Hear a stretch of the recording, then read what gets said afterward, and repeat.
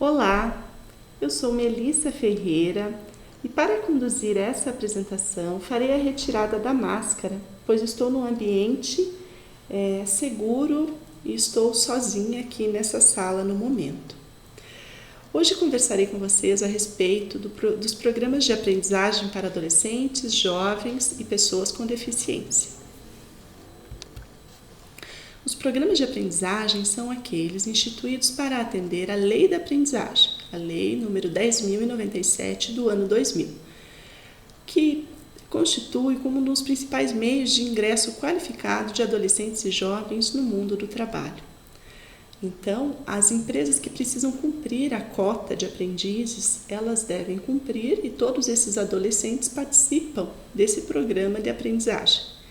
Parte do seu contrato de trabalho é constituído de aprendizagem teórica, então os aprendizes têm uma formação teórica, e a outra parte do contrato constitui de aprendizagem prática. São as práticas de trabalho em que os adolescentes e jovens executam nas empresas. A resolução número 82 de 2015 do CMAS orienta e regulamenta a possibilidade de oferta de formação inicial e de programas de aprendizagem profissionalizante no âmbito da assistência social. A formação inicial, ela é um conteúdo preparatório para o adolescente para as oportunidades de entrevista. Então, é um conteúdo que deve ser ofertado antes mesmo do adolescente estar no contrato de aprendiz. E os programas de aprendizagem profissionalizante são esses programas que regulam e acompanham o adolescente e o jovem durante o contrato de trabalho propriamente dito. Então, as instituições elas podem ofertar somente a formação inicial, que é esse preparatório, apenas a aprendizagem profissionalizante, depois que o adolescente ou o jovem já está no contrato de trabalho, ou ambas. Pode trabalhar ofertando a formação inicial e também o programa de aprendizagem. É importante salientar aqui uma diferença, Então, a formação inicial ela é uma jornada de conteúdos que preparam o adolescente ou o jovem para esse encaminhamento da entrevista. O que a gente prevê na Resolução 82 ali, de 2015 é uma carga horária mínima para essa formação inicial, de 80 horas. Diferente da formação inicial do aprendiz contratado. Então, as normativas federais da aprendizagem colocam a obrigatoriedade de que o adolescente ou o jovem, o aprendiz, ele tenha, no início do seu contrato de trabalho, 10% da carga horária total da parte teórica do seu contrato. Então, o adolescente, o jovem, quando assina o contrato de trabalho, ele não vai direto para a empresa. Ele tem um percurso de conteúdo teórico já dentro do contrato de trabalho e que nas normativas do governo federal, ele também é denominado de formação inicial, que é o início do contrato de trabalho. O que a Resolução 82 traz e denomina como formação inicial é um preparatório, é um conteúdo que vem antes do adolescente participar dos processos de seleção. Essa definição e tratar dessa diferença é algo muito importante, porque quando o documento orientador apresenta a possibilidade de certificação para a formação inicial, essa definição muitas vezes gera dúvida para as instituições qualificadoras. Então, os programas de formação inicial, as instituições qualificadoras que possuem esse tipo de preparatório, trabalham com o conhecimento da cultura, do mundo do trabalho, a formação cidadã, a orientação profissional, um processo educativo e de aprendizado. Então, assim, quando a gente se propõe a trabalhar com um público de vulnerabilidade, risco social, ter esse conteúdo preparatório facilita para que no momento da entrevista e dos processos de seleção, esse adolescente, esse jovem obtenha sucesso. E os programas de aprendizagem, eles estão aí para atender a lei da aprendizagem, como a gente mencionou, para que haja de fato o contrato especial de trabalho e que também esse adolescente tenha a formação técnico-profissional metódica, Então, o aprendiz, ele assina o seu contrato de trabalho e o contrato de trabalho na condição de aprendiz prevê uma aprendizagem, uma evolução nessa aprendizagem. Então, ele inicia com atividades, né, mais simples, mais fáceis, né, de primeiro contato com o trabalho, e a proposta é que durante o seu contrato ele tenha uma aprendizagem progressiva. Então, tudo isso está descrito nesse programa de aprendizagem. Tá? Então, para quem? Adolescentes e jovens com idade entre 14 e 24 anos, estudantes ou que tenham concluído o ensino médio, e para a pessoa com deficiência não há limite máximo para a contratação. Então, a pessoa com deficiência pode ter mais de 24 anos e estar contratado na condição de aprendiz. Né? Algo muito importante quando a gente trata, né, de uma certificação CMAS para um programa de aprendizagem que atua na preponderância da assistência social é em relação ao atendimento do público prioritário. Então, o que a Resolução 82 prevê é que o atendimento prioritário de público seja de no mínimo 50% desse público prioritário.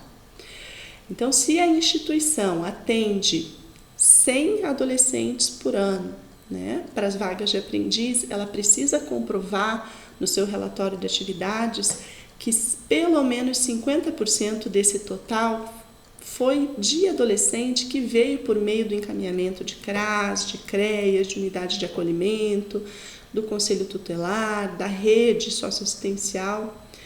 Então, essa é uma questão que para muitas instituições acaba sendo um pouco difícil para identificar esse público e para comprovar que está atendendo o público prioritário de fato. Para o conselho, é imprescindível que se comprove o atendimento de público prioritário. Né? Então, o que são? Pessoas em situação de extrema pobreza, integrantes de programas sociais, beneficiários de programas de transferência de renda, famílias com renda per capita de até meio salário mínimo, pessoas em situação de vulnerabilidade e ou risco social e pessoas com deficiência. As questões de vulnerabilidade e risco muitas vezes são identificadas, né, por meio dos equipamentos do órgão gestor da assistência. Então, é imprescindível que as instituições qualificadoras que apresentam seus programas de aprendizagem no CMAS, que elas tenham esse trabalho de identificação, né, que façam essa triagem de quem é o público que está atendendo e como que você comprova que está atendendo o público prioritário. Hoje, o município de Curitiba já tem um portal que chama-se Portal Aprendiz. Esse portal faz um score da priorização do público. Então, todas as vagas que são incluídas no portal, elas são direcionadas para o público prioritário. Né? Então, a gente tem um mecanismo de gestão de modo que todas as vagas que chegam no portal e todos os adolescentes que chegam no portal, eles são ranqueados, sim. Então, nós fazemos um confronto com os relatórios dos CRAS, dos CREAS, um relatório com os dados do Cadastro Único do Governo Federal. Nós também temos marcações dos casos, né, de egressos do trabalho infantil, dos casos de encaminhamentos de conselho tutelar, de modo que a gente consegue trabalhar nesse score e priorizar os adolescentes em situação de vulnerabilidade e risco social. Das análises, né, que eu já pude acompanhar desses projetos, desses programas, dessas organizações, eu atuo, né, no Conselho da Assistência como conselheira e muitas vezes as organizações não conseguem comprovar que estão atendendo esse público.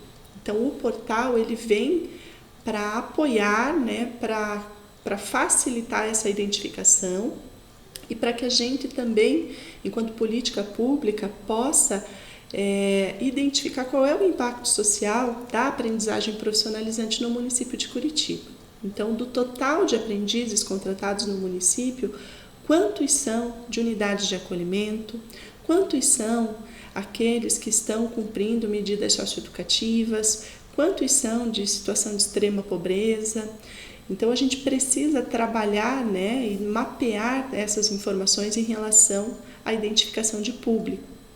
Então, assim, os programas de aprendizagem, a formação inicial, deve-se ter essa comprovação de atendimento do público por parte das organizações. Isso é uma exigência do Conselho, é uma exigência da política, né? Então, a resolução traz essa orientação e muitas vezes a gente identifica algumas dificuldades na comprovação. O portal vem para sanar tudo isso, né? E a proposta é qualificar e atender de fato aqueles que mais precisam.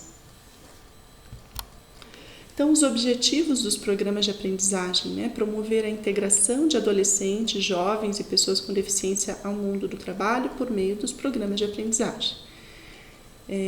Aqui a gente colocou os objetivos específicos, né? Sensibilizar para a cultura do mundo do trabalho, desenvolvendo autonomia e protagonismo por meio da formação inicial. Então, a formação inicial ela tem esse objetivo, né? De sensibilizar o adolescente, o jovem da situação de vulnerabilidade para que ele compreenda, entenda, para que ele desperte o interesse para essa cultura do mundo do trabalho. Se você pega, né, o adolescente direto da situação de violência, por exemplo, e já encaminha para uma vaga, para um processo seletivo, a chance dele reprovar é muito grande. Então, a gente precisa desenvolver um trabalho antes desse encaminhamento, quando eu estou falando de um público de vulnerabilidade e risco. Então, a formação inicial tem essa proposta, né, esse objetivo específico. E os programas de aprendizagem, de inserir o público em situação de vulnerabilidade e ou risco social nos seus programas e contratos especiais na condição de aprendiz. Para quantos? A resolução 82 traz ali um mínimo, né, que a organização comprove que atendeu 2 grupos ao ano, contendo de 15 a 35 participantes cada. Onde executar? Então, nos espaços próprios das instituições, em espaços disponibilizados por órgãos, instituições, espaços cedidos, né? Então, toda essa comprovação de onde a instituição executa suas atividades. Como executar? Então, nosso documento orientador, nossa resolução prevê ali recursos físicos, né, com a questão da infraestrutura, salas de aula, salas para atendimento individualizado, sala para atividades coletivas, laboratório de informática, toda essa questão de recursos físicos está descrita lá na nossa resolução. Recursos materiais, né, de consumo permanente, higiene, limpeza, a gente prevê lanche também para esse público, né, de vulnerabilidade. A partir de recursos humanos, então, para os programas de aprendizagem e formação inicial, a resolução prevê, né, um coordenador, um técnico e um instrutor de referência para ministrar as atividades teóricas, acompanhar os adolescentes e jovens durante o seu contrato de trabalho na condição de aprendiz. E o coordenador que faz todo esse trabalho de adequação, de relacionamento também muitas vezes com as empresas, né? Então, a formação inicial, ela está prevista, né, com uma carga horária mínima de 80 horas de formação, sendo 4 horas por dia, com os eixos, né, de direitos humanos e sociais, 12 horas, o jovem e o mundo do trabalho, 21 horas, informática básica, 30 horas, processos de trabalho, 17 horas. A resolução prevê que, do total de vagas que a instituição abra, né, para a formação inicial, 50% deve ser público prioritário. Desses 50% que participa da formação inicial, a resolução traz que pelo menos 25% desses concluintes sejam encaminhados, né, para as oportunidades de trabalho, prioritariamente para a aprendizagem. Né? Então, que pelo menos a metade daqueles que participam e concluem aí a formação inicial sejam encaminhados, sim, para as vagas de aprendiz. A aprendizagem profissionalizante, então, para que a instituição execute o programa, né, é necessário que esse programa esteja validado junto ao governo federal, com os cursos, né, para contrato de trabalho de até 2 anos. E também as instituições precisam ter parcerias com empresas contratantes, que são as empresas devedoras de cota, né?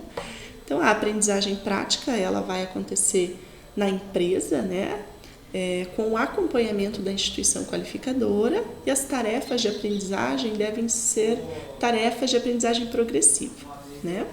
A aprendizagem teórica, então, é a formação técnico-profissional metódica, e para a instituição qualificadora, né, fazer essa formação, fazer o acompanhamento escolar e a articulação com a rede socioassistencial.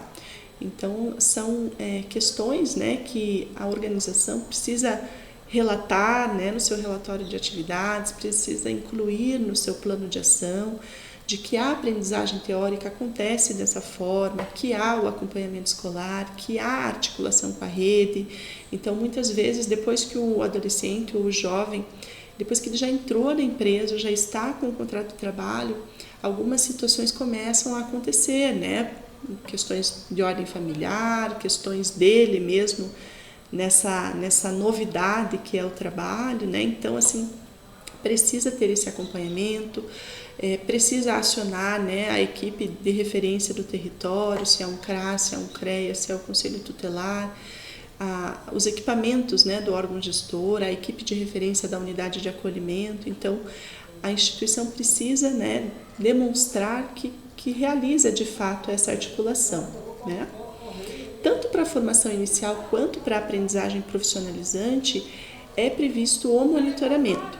Então, super importante também que as instituições qualificadoras que atuam com a aprendizagem para o público de vulnerabilidade comprovem aí, né, nas suas validações, que estão monitorando, que mantém esse monitoramento. Então, que o adolescente concluiu a formação inicial, mas que há um monitoramento, se ele está sendo encaminhado para as oportunidades ou não, se ele está conseguindo ser aprovado nos processos de seleção ou não, se há algum trabalho com aquele que reprova na entrevista, por exemplo, ou não, né? E depois do contrato de trabalho também. Quais são as dificuldades que ele tem lá na empresa, se é de relacionamento, se é de aprendizado, né? Então, se a organização realiza todo esse trabalho e deve realizar, é muito importante que venha tudo isso, né, nos relatórios de atividades, no plano de trabalho das instituições. Então, a resolução prevê ali o quando executar, né? No mínimo 2 grupos ao ano. A formação inicial deve acontecer antes do encaminhamento para as entrevistas, né? E os programas de aprendizagem conforme o cronograma da instituição, né? Então, a gente sabe que é possível, e algumas instituições qualificadoras trabalham com um cronograma modular, né? Consegue fazer a entrada de aprendizes toda semana, com uma frequência maior, outras não, mas que tenha ao menos aí os 2 grupos no decorrer do ano. A legislação de referência em relação à aprendizagem, nós temos diversas normativas, a própria lei, decreto, né? Eu trouxe aqui duas legislações que tratam da questão, né? É uma nota técnica que trata das entidades e organizações de assistência em relação às ações de promoção à integração ao mercado de trabalho. Então, assim, essa nota técnica ela é muito esclarecedora, ela orienta assim como que deve acontecer esse trabalho de uma instituição qualificadora de aprendizagem que atua com o público de vulnerabilidade e risco, né? E também o caderno de orientações a CESUAS Trabalho. Por quê, né? Esse caderno também é muito esclarecedor para todas as instituições, né, que atuam com a aprendizagem ou com a formação inicial, porque o entendimento, né, dentro da política da assistência é de que você precisa, né, cumprir ali aqueles eixos de identificação do público, de sensibilização em relação ao mundo do trabalho, que a gente faça, né, os encaminhamentos necessários e que a gente monitore. Então, são 2 normativas assim muito importantes para quem atua com aprendizagem e também com esse público de vulnerabilidade e risco. O padrão, né, de qualidade para os programas de aprendizagem estão descritos na resolução número 82 de 2015 do CMAS.